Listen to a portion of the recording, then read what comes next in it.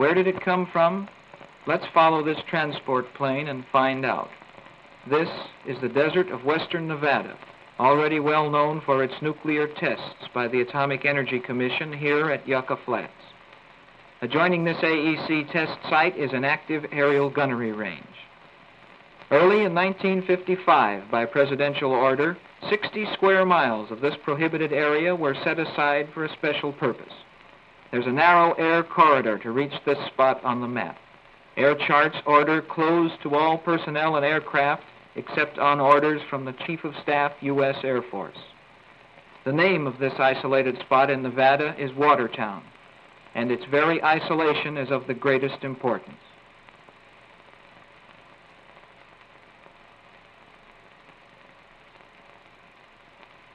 The specialists that come off this transport are hand-picked. They are checked every time they arrive at Watertown. Overall security in this area is the highest yet to be maintained in this country, even higher than that of the Manhattan Project. Selection of Watertown was dictated by several unique considerations. The area is isolated from prying eyes by the AEC range, with lethal reminders of past atomic explosions. AEC guards maintain regular patrols. Supplies destined for Watertown channel into the area through regular AEC routes. Watertown radio and teletype communications, the Angel is referred to as an article. Her pilots are called drivers. The geographical spot of Groom Lake is called home plate. The Angel was designed to do a single job: obtain the largest amount of reconnaissance information ever collected on any single flight. For the first time in jet history, it is possible to inspect 400 square miles with a single cartographic photograph. For the first time in jet history, sensitive electronic equipment is being carried to heights where it can search for any number of radio, TV, or radar signals and record this information for detailed analysis.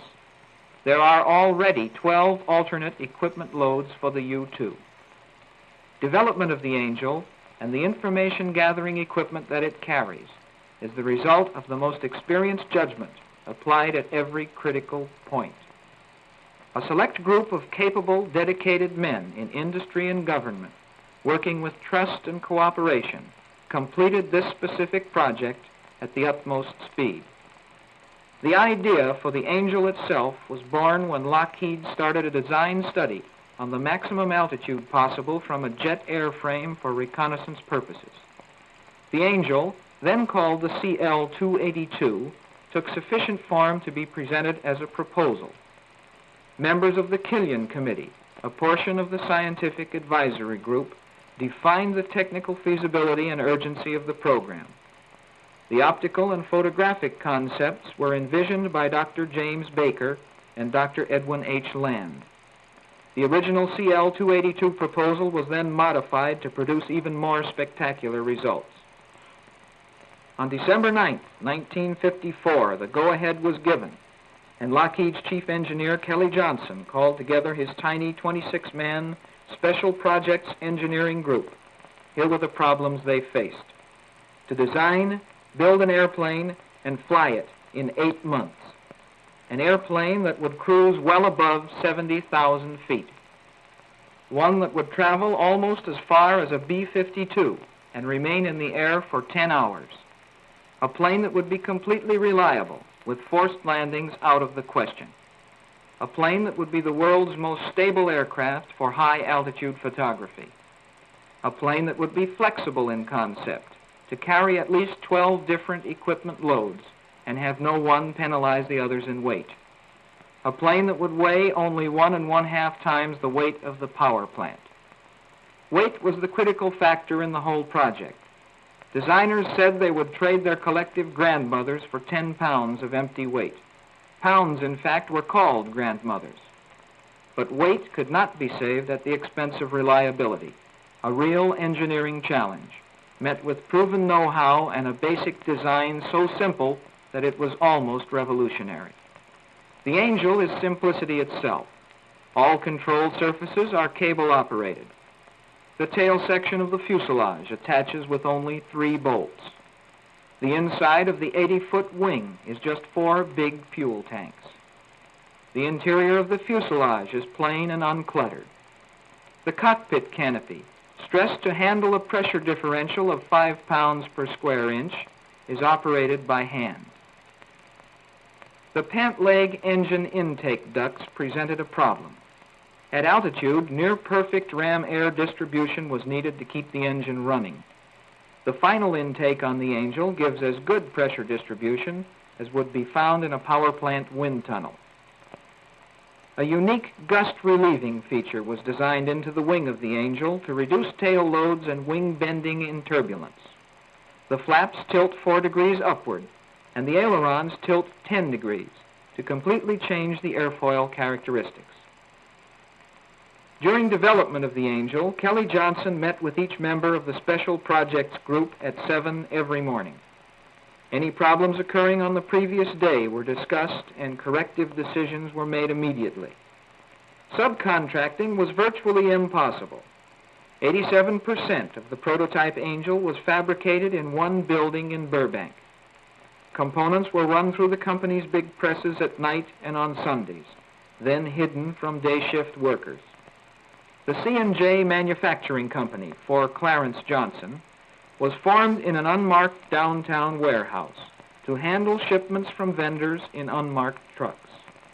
Designers of the Angel couldn't even get into a high-speed wind tunnel, so calculations were made with computers. 50% of production took place in this building at Bakersfield. At peak production of the 50 U-2s, only 600 people were involved, just 1 man in every 60 on the Lockheed payroll. The Angels were completely assembled here, checked out, disassembled, and shrouded in canvas for airlift to Watertown. Fuel and hydraulic fluid were added for the first time at Watertown, and the Angels were tested by company pilots.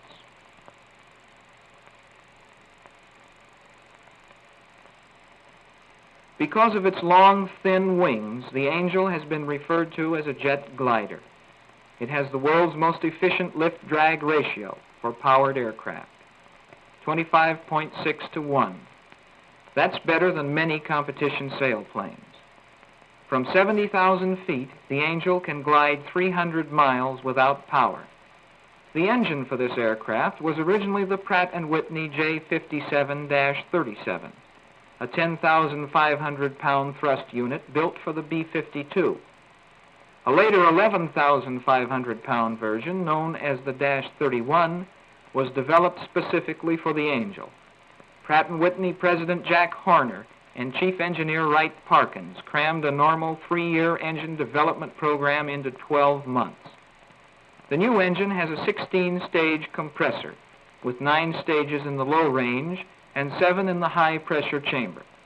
The low-range compressor is driven by a hollow shaft and turns at a lower speed than the high compressors. The Pratt & Whitney engine operates at full power for the duration of the flight. At sea level, this unit gulps nearly 9,000 pounds of fuel per hour. At 70,000 feet, this drops to 700 pounds per hour. At 74,600 feet, the engine will quit from oxygen starvation. In early stages of the program, as many as 6 flameouts occurred on a single flight. With the new fuel system and turbine design of the -31 engine, flameouts have ceased to be a critical problem. An improved ignition system ensures air restarts at high altitudes. In the first 20 months that the Angel flew, logging over 5,000 hours in the air, there were just 2 forced landings away from Watertown. Both planes, equipped with the older -37 engines, landed at Kirkland Air Force Base, Albuquerque, New Mexico. After each development flight, a careful accounting is made of fuel consumption. A special fuel dubbed lighter fluid was developed by Shell Oil Company specifically for the Angel, and the finished product was shipped to Nevada in tank cars labeled LF-1A. This blend will not boil at the low pressures encountered at altitude, yet will still give adequate air starts. It is so involatile that fire seldom follows a mishap.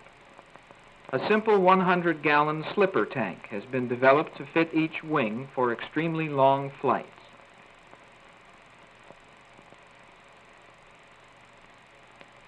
These pressurized tanks contain enough fuel to carry the Angel to cruising altitude, where they have no significant effect on speed or range. Even after the addition of an external drag chute, 3 times the normal oxygen supply, improved braking, and an autopilot, the final all-up weight was within 10 pounds of the original proposal.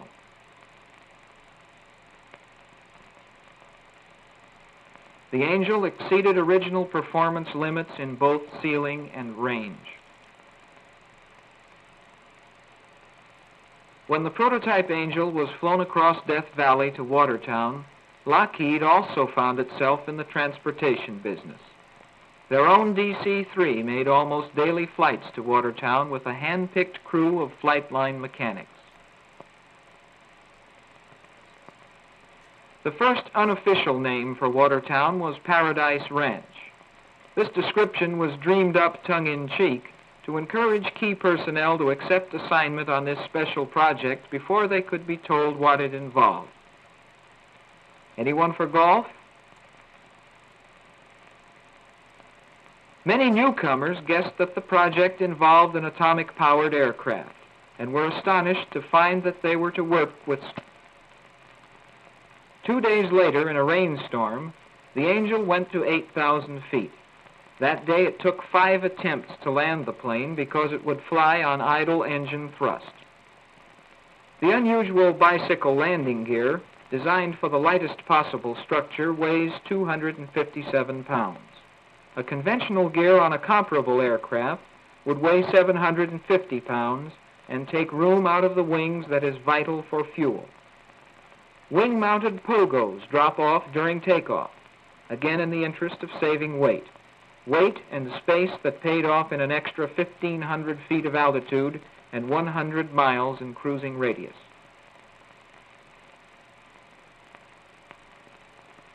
As the operation at Watertown grew in scope, more transportation was required. A daily military air transport shuttle system was begun with C-54s from Burbank.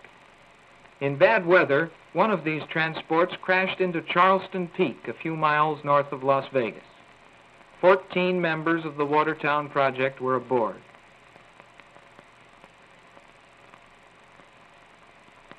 The program has not been without other casualties. One Angel crashed at Watertown. Another disintegrated over an Indian village named Wide Ruin in Arizona. A third, with Lockheed pilot Robert Seeker aboard, disappeared near Watertown. By the time this plane was found, some information about the project at Watertown reached the public, this nearly 3 years after its conception. That dust cloud is an actual crash. Rescue crews rush to the end of the runway where an Angel has landed short. The pilot here was uninjured, but emergency crews take no chances with leaking fuel.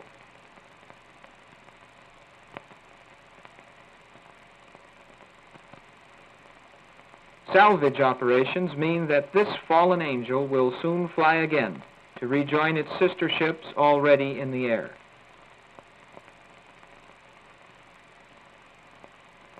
This project has had fewer mishaps than is normal with new aircraft, yet unique ground handling equipment designed solely for the Angel operates as well at this crash scene as it does on the flight line.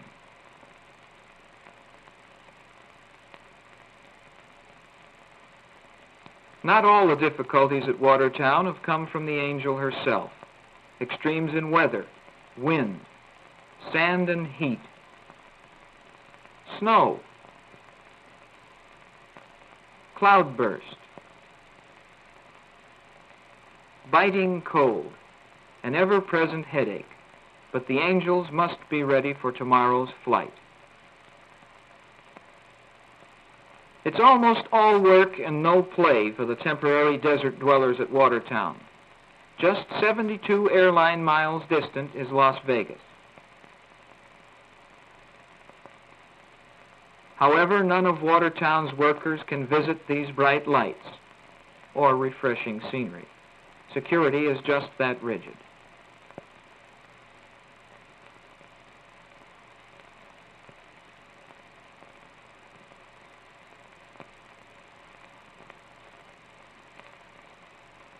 Meanwhile, back at the ranch, volleyball, pool, a 16-millimeter movie, and a tiny converted mess hall are just about the only diversions.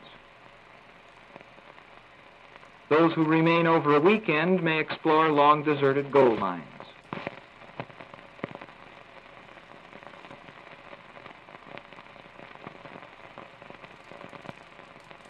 Remnants from another era of rugged desert pioneers.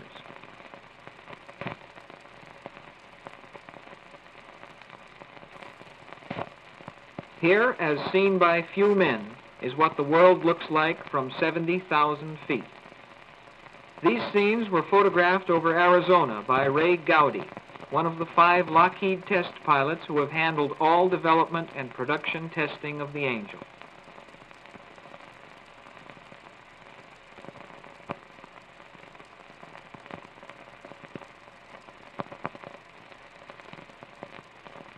Training of new pilots begins with the T-33 for familiarization flights. The pilot must be able to hold the T-bird inches in the air for the length of the lake, so that he will be able to hold the Angel at the same altitude until its broad wings lose all their lift. This mastered, he graduates to the Angel and transition landings on the dry lake. A chase car and chase plane, both with two-way radio, are used during this phase of training. Seat belts in the chase car are good insurance.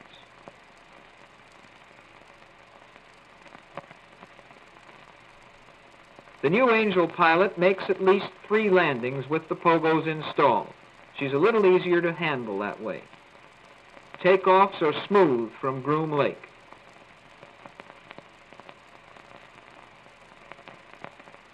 A wide circle as the chase plane plays Follow the Leader. Now turn in on final approach, says the instructor in the chase plane. Your airspeed is 92 knots.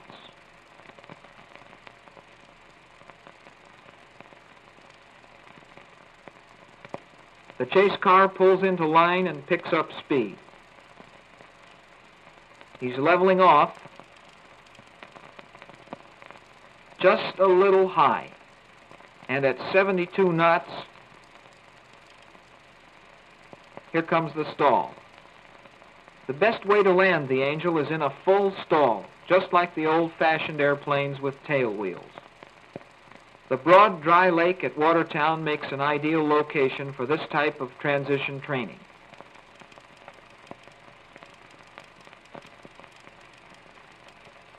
After the landings improve, the pogo safety pins are removed, and the new pilot is on his own.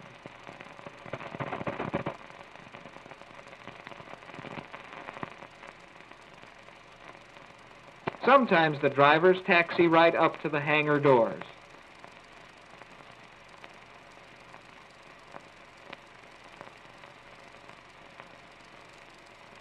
Not bad at all for an airplane that's supposed to be hard to handle on the ground.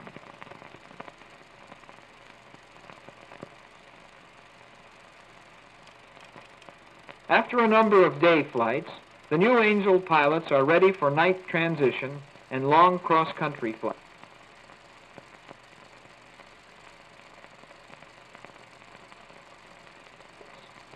It's no accident that the complete Angel and all its intricate cargo can be disassembled and packed quickly, ready for airborne transport. Everything about the Angel can go aboard a cargo plane. Cameras in their dog houses, engines,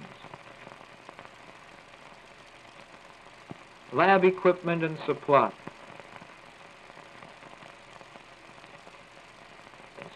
ground support equipment,